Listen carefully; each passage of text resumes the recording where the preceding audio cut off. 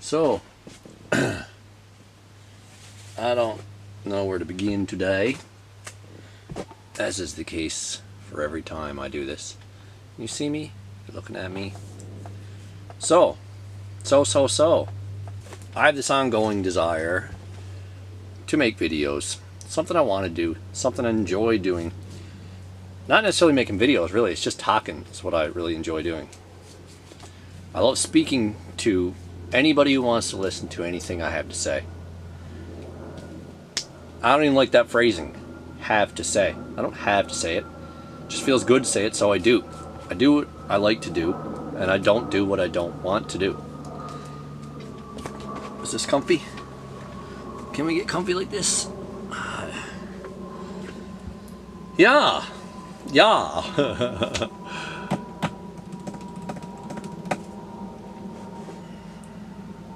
So I made an introduction already. I don't know what I talked about, but I spoke a couple different times recording myself after I made the introduction. And I just want to keep practicing this so I can...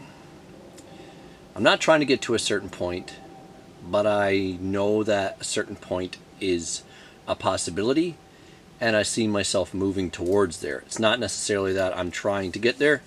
It's just that I kind of see it as an inevitability. So I'm moving towards it.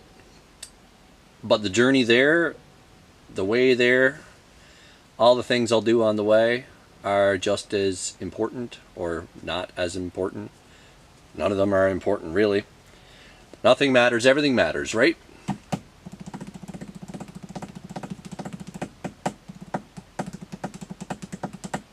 Last time I spent some time at a farm or homestead where I was basically away from regular life, I did a lot of writing. And in writing, I found I would write a couple sentences, a couple paragraphs, maybe even a page or two,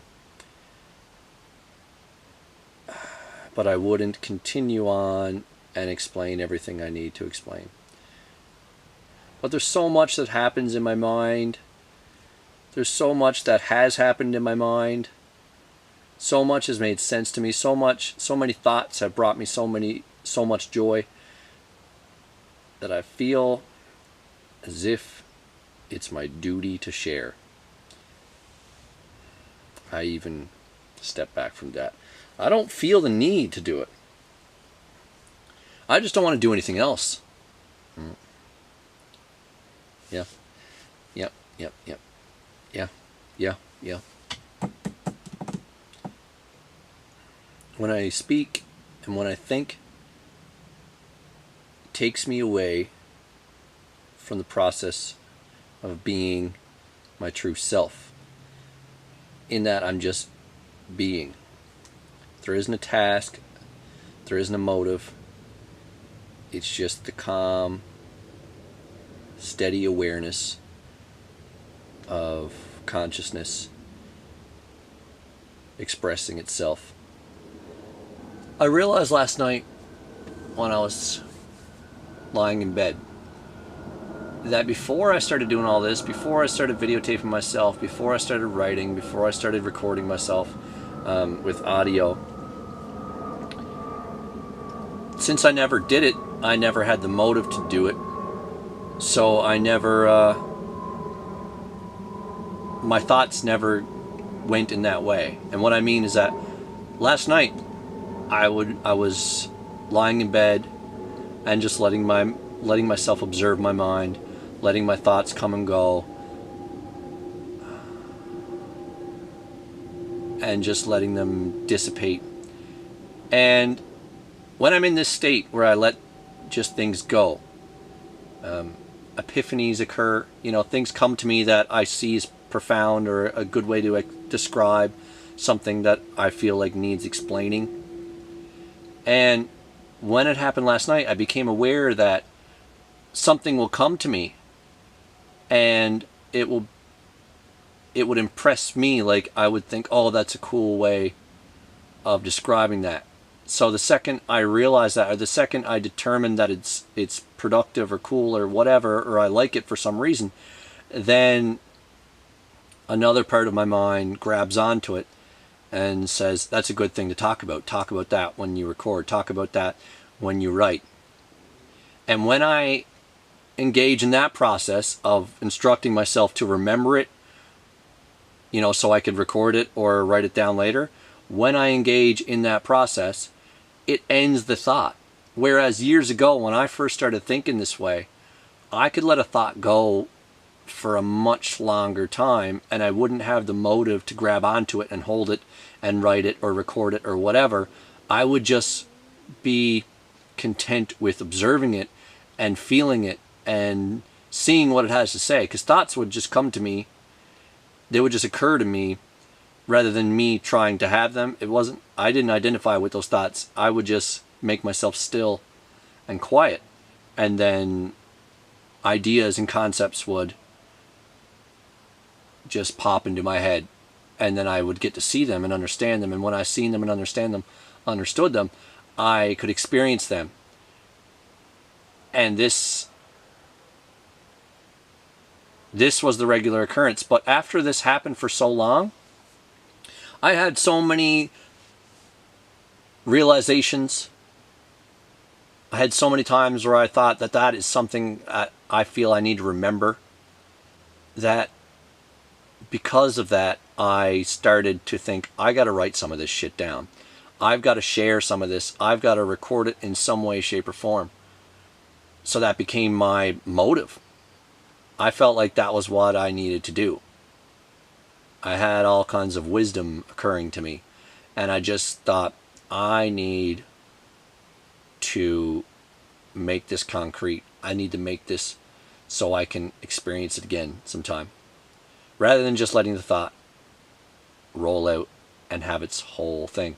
Because some thoughts will be profound on their own, but one profound thought, if you let it be and don't try to grab onto it and try to record it or try to remember it, then most likely it will ignite another thought that is similar to it, that is just as profound or just as wise. And then it's like you're just on a wisdom ride. Like there's just thought after thought, concept after concept, until eventually you just feel like you're in a state of pure wisdom where everything can be known, if that so be your desire. So I guess in a way I'm looking for a way to balance this, a way to get back to that state of mind where I can let thoughts complete themselves and then even trigger others, so I can have just thought after thought, idea after idea that is worth sharing. I need to balance that state of mind with the fact that, with the state of being where I'm holding on to certain thoughts because I feel like sharing them. A lot of this, what I do with the camera, is just me describing the process of wanting to share. I feel like I have so much to share, but when I get in front of the camera and I go to share, none of it really occurs to me at that point in time. I just end up talking about the situation I'm in, and the situation I'm in right now is wanting to share, but not knowing what to share.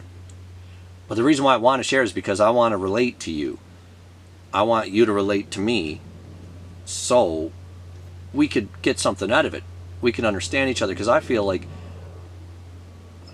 understanding is the key. And I know, like, I don't even like using that statement to say anything is the one key. Every method can be considered the key. There's no one thing that gets you there. It's easy for me to talk about my own experiences because I can just view them in my mind and narrate. But it's not my experiences I want to discuss. It's the things I've seen and understood that I want to discuss. One thing that popped into my head just then was the first time I really understood it all. And I don't know if this was the first time completely, because I understood bits and pieces of it throughout my life. So I don't know if there was one moment when I was awakened, so to speak, or enlightened, or whatever you want to call it. But that is what happened to me. Like when you read the definition of enlightenment or an awakening, that is the same thing that happened in my life. I didn't call it that at the time. I just use those words now because it's a way for someone else to understand it. But to me, I don't even know what I called it then. I don't think I called it anything. I just thought I knew the truth. I just thought that I was able to see what I truly was. And the time that I talked about that popped into my head was about 4 years ago, maybe. And I remember sitting on my friend's couch and listening to music. And the music, so powerful and so enjoyable,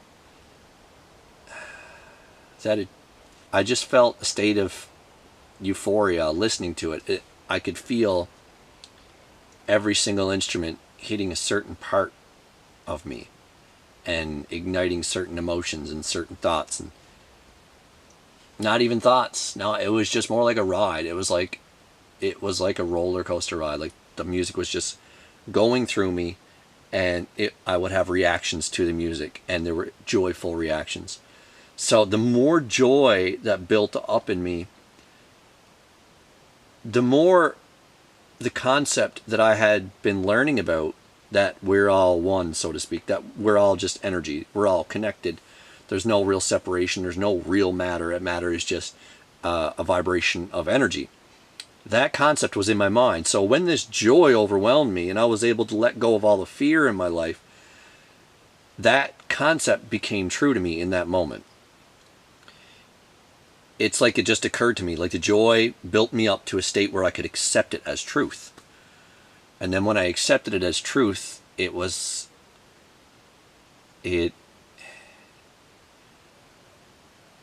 remember having to remove myself from the situation because I was on a couch at my friend's house, but I was with other people and we were all experiencing the music.